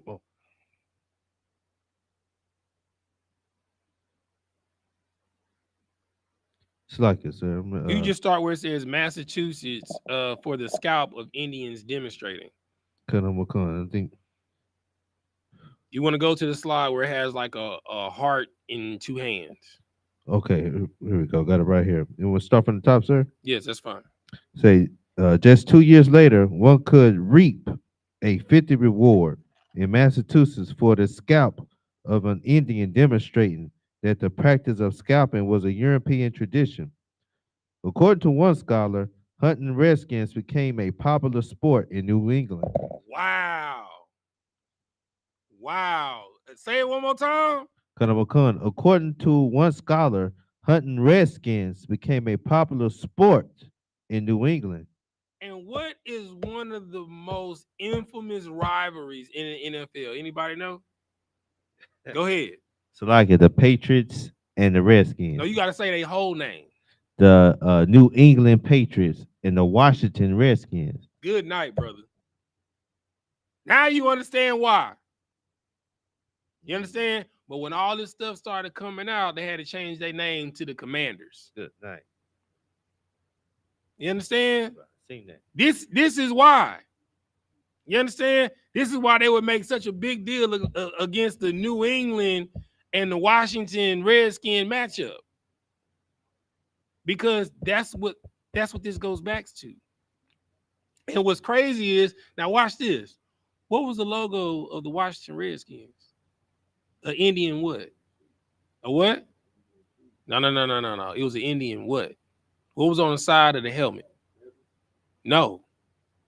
It was a Northern Kingdom brother. What? All right. Man, it's gonna give it away if I say it. Right. What was the logo on somebody? What was the logo on the side of the helmet for the Washington Redskins? It was a so-called Indian on there. An Indian what? Was he a warrior or chief? What part of the body? His head. A head. Right. You want to know why? From because red skinning is scalping. Good night. You understand? You were scalping a red skin. Native Americans have red skin. I put out a class and showed y'all what Indian red color was. It's a copper color. It's like this. You know what I'm saying? That's why most blacks, Hispanics, and Native Americans you have Indian blood, because this is red. Yeah, this is red. If you didn't know, if anybody got a penny, what color is this? Is the color of a penny. You know what I'm saying? So when they said that they was red skinning, that's why they had a head of a Native American, because they would take the scalp off the head. Now you know why things are the way they are. But hey, happy Thanksgiving, right? Keep reading. Come, sir. A popular sport in New England, especially since prisoners were worth good money. The Hidden History of Massachusetts, a guide for black folks. Dr. Tingba So if anybody want to know the book where you can pull this information from, that's the book. The Hidden History of Massachusetts, a guide for black folks by Dr. Tingba Adipti. All right.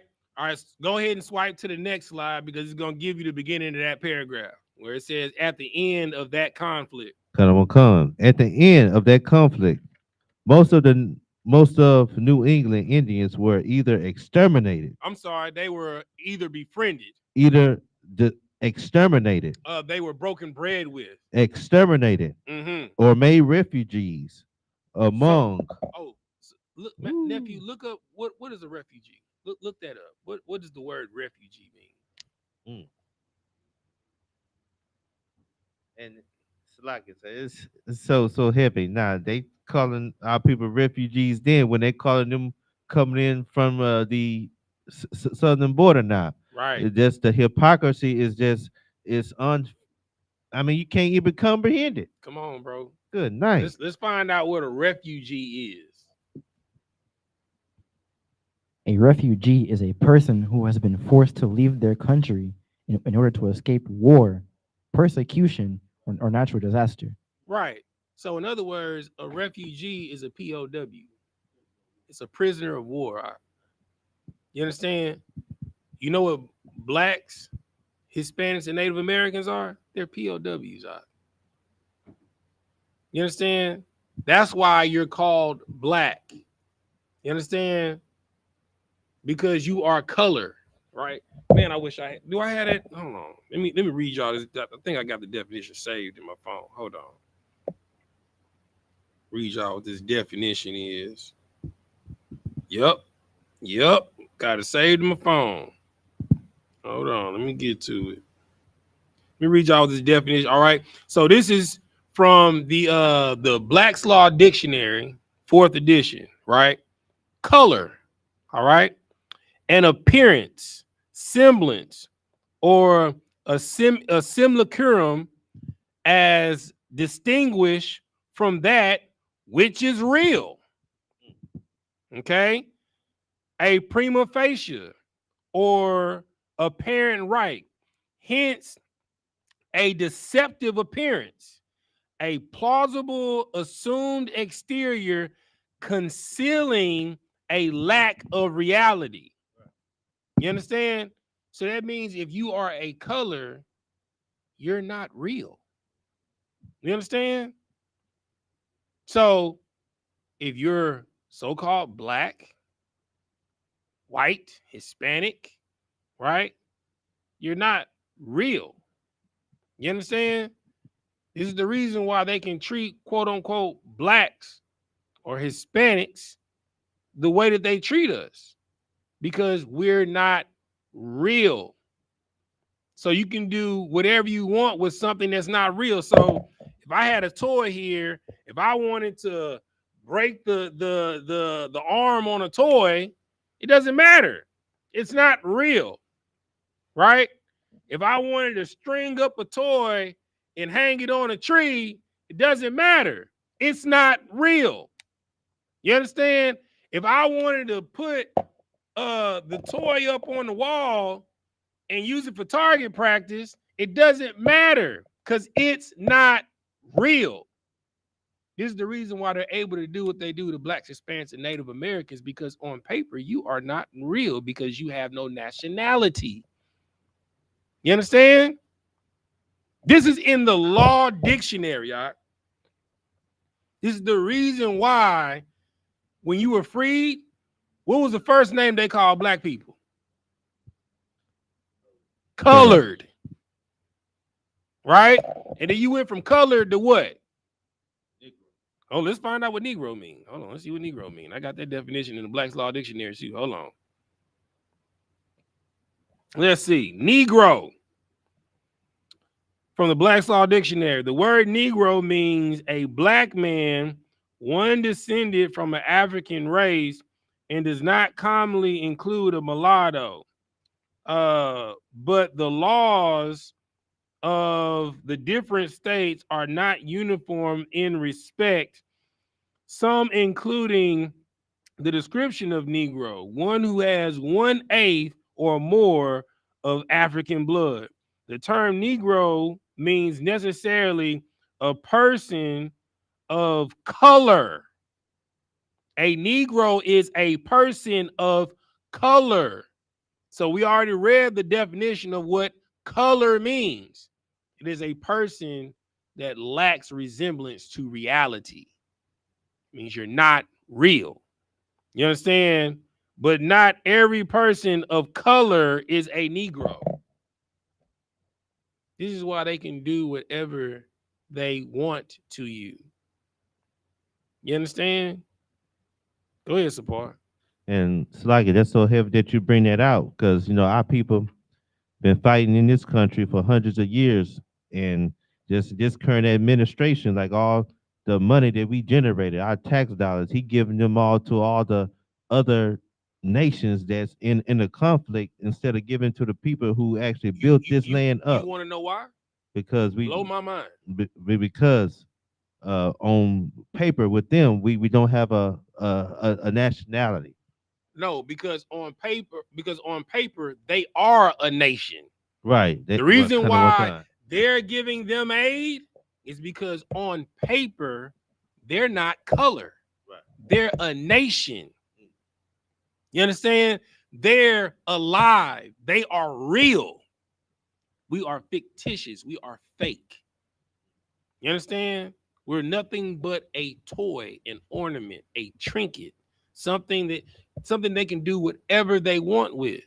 You understand? You ever heard of a farmer going to court for him putting down his mule? No. Right. Because it's his property. You are property of the state because we are POWs. We are prisoners of war. We are refugees. We are a nationless people. You understand? Because they have been getting away with murder since the 1600s, not the 17s, the 1600s. You understand?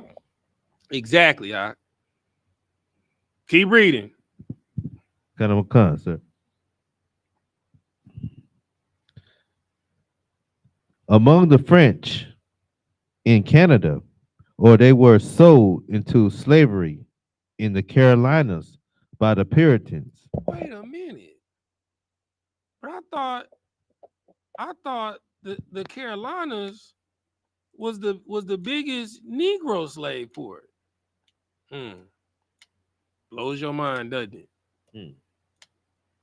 This is why so many quote unquote black and Hispanic people have Native American in their blood. Because they would murder, enslave, and rob. And when they would enslave and they would take you down to Charleston, South Carolina, and put you on the auction block, they was like, we got a Negro for sale. You know what I'm saying? This is an African slave. They would take people from the Caribbean islands, bring them to South Carolina. People from South Carolina, take them down in the Caribbean islands. You know what I'm saying? People from Mexico, you know what I'm saying? Bring them to Texas. You know what I'm saying? People from Texas, take them to Florida. Because if they got you enslaved and they didn't beat you to a pulp and you a refugee and you scared for your life, and they say, yeah, we brought them off of a ship, who's there to say that they lying?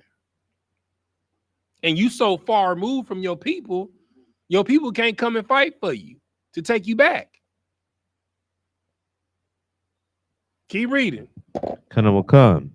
So successful was these early trades in Indian slaves that several Puritan ship owners in Boston began the practice of raiding the Ivory Coast of Africa for black slaves to sell to the proprietary colonies of the South, thus founding the American-based slave trade.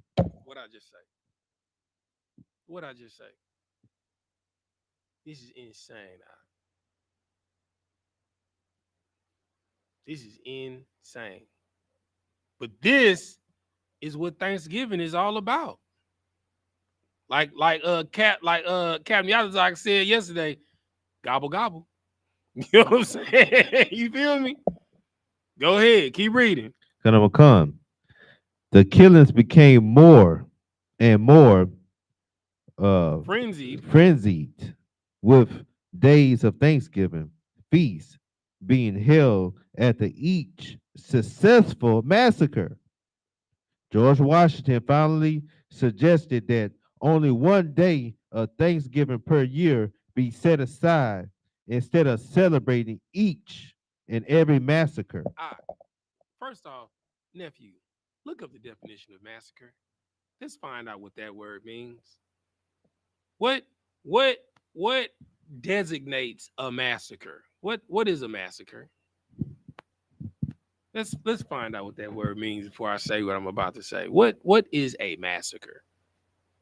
Go ahead, go get the mic from support.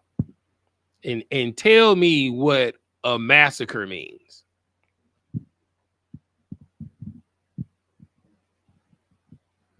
A massacre is an indiscriminate and brutal slaughter of people. Yeah, well, I'm sorry, brother. It is a what? Indiscriminate and brutal slaughter of people. Brother. Does anybody know what indiscriminate means? They kill whoever. It don't matter. So that means it don't matter if you a man, woman, or child. They not discriminating. Everybody can get it. They was having so many indiscriminate murders and feasts that the president of the United States was like, hold on, y'all. We got to get some work done. We can't stop and party every time that y'all kill men, women, and children. So we just going to have one celebration annually for all the massacres that I'm so proud of y'all for doing this year. Brother, it said it was a frenzy. What does frenzy mean? What does frenzy mean? Nephew, what does frenzy mean? Well, Sapar, tell me what you about to say. Well, nephew, tell me what frenzy mean. So like so, and you know, it's so heavy. That's why I guess a year or two back when that one Christian dude went to those islands and tried to.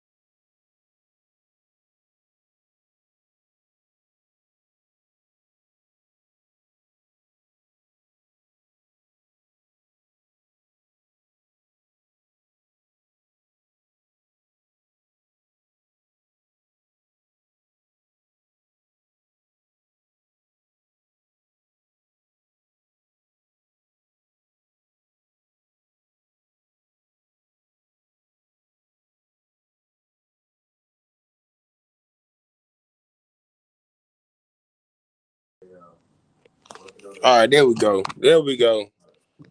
The laptop died, y'all. Salaki. So we gonna keep it going. All right. So keep reading where you was at, Support.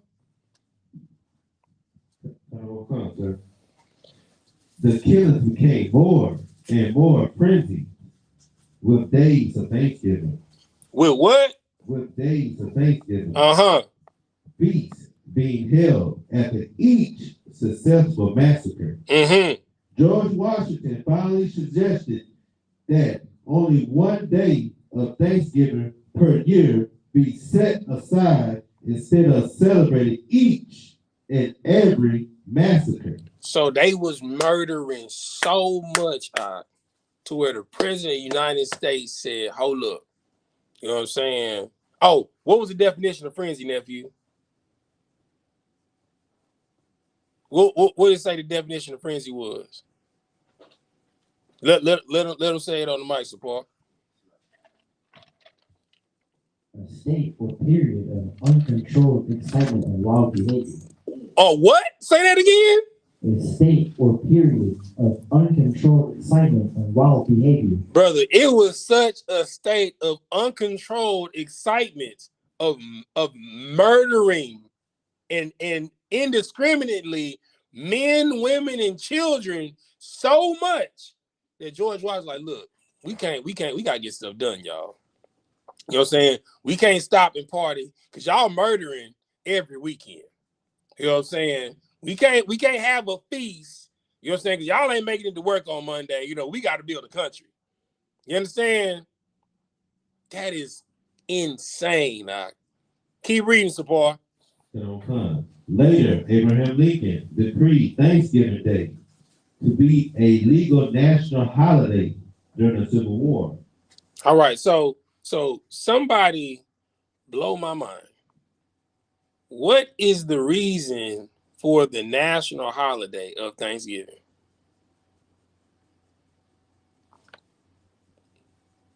Anybody? Now that we done go ahead, Sapar. To celebrate the victory of the Europeans over the natives. You know what I'm saying? It is to celebrate the the frenzy of massacres. You know what I'm saying? Do you understand that? that there are Native American tribes that don't exist anymore because of this? There are tribes of Native Americans that do not exist anymore because of this, because of the frenzy of massacres. Keep reading. Let's get through this so we can go ahead and close it out. On the same day, he ordered troops to march against the starving Isupk in Minnesota. Mm-hmm. So how and why this contemporary mix? Go to the next one, or is that the last one? I believe it's the last one. Okay, go ahead, finish it up. So how and why of this contemporary mix of myth and history about the first Thanksgiving at Plymouth developed? According to Chuck Larson, a teacher and Native American, developed it in the 1890s and early 1900s. You understand? So because of the stain of the truth of Thanksgiving, they developed the myth of Plymouth Rock. Because they made now, if you made a national holiday of a day, I mean, people are going to research it, right? So they had to come up with a myth. You know what I'm saying? What do they call it? Fake news. You know what I'm saying? That would come up every time that you would search it. So they made all these publications and almanacs and encyclopedia Britannicas about the story of Thanksgiving, the lie of Thanksgiving, the myth of Thanksgiving. So every time you think of Thanksgiving, you think of a pilgrim and a Native American sharing a dish, when really it's really a Puritan and a Native American getting killed. So Puritan having a gun to a Native American and killing him, hanging him, lynching him. This is what they did. So, whenever, your family members want to get together and celebrate Thanksgiving, you know what I'm saying? Like, well, if you want me to come over there and celebrate Thanksgiving, I need you to watch this real quick and send me this class. You understand? Because everything that you celebrate in this country is shrouded in murder. Thanksgiving, shrouded in murder. Christmas, definitely shrouded in murder. You know what I'm saying? Easter, shrouded in murder. 4th of July, shrouded in murder. Memorial Day, shrouded in murder. Give me another holiday. President's Day, shrouded in murder.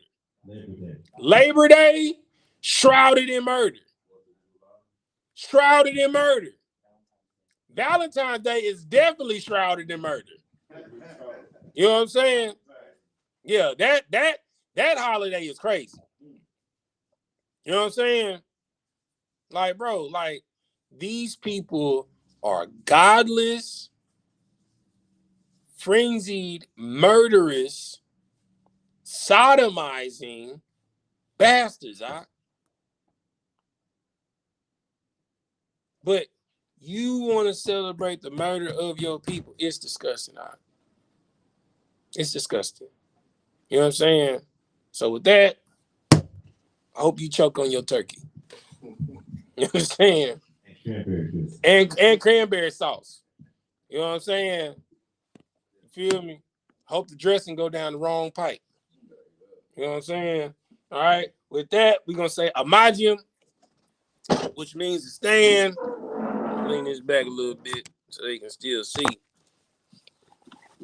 Boom. All right. And we're going to do and we're going to say Sar, which means to turn. We're going to do the Lord's Prayer first in Hebrew, then in English. All right. Repeat after me. Abanawa, Shabbat Shemayim, Kodash, Hayah, Shemka, Yahweh, Malak Wakah, Taba'ah, Ratazayaka, Hayah, Asha, Ba'aratazah, Kawa, Hayah, Bashemayim, Nathan Lanawa, Lacham, Kal, Yawam, Wasalak Nawa, Kabawak Nawa, Kasalak Nawa, Kabawak Yanawa, Wala'a, Tabia I now, Panasai 1, Abal, Hawashai now, Mayan, Rai, Kaya, Laka, Hamalakwa, Wahala, Wahata Parak, La'awalumium, Aman. In the English, Our Father, which art in heaven, hallowed be thy name. Yahweh, thy kingdom come, thy will be done, in earth as is in heaven. Give us this day our daily bread, and forgive us our debts as we forgive our debtors. And lead us not into temptation, but deliver us from evil. For thine is the kingdom, and the power, and the glory, forever. So be it. Sar, turn and face the front. We're going to give a courtesy salute to the brothers and to the sisters. Men of Israel, Body Shabbat, Bajju, Rock, Yahweh Ba'ashim, Yahweh Shah Brakatah, Yada Batah. Sar, turn and face the sisters. Men of Israel, Body Shabbat, Bajju, Rock, Yahweh Shemar Thah Ba'ashim, Yahweh Shah. Yada Batah, dismiss.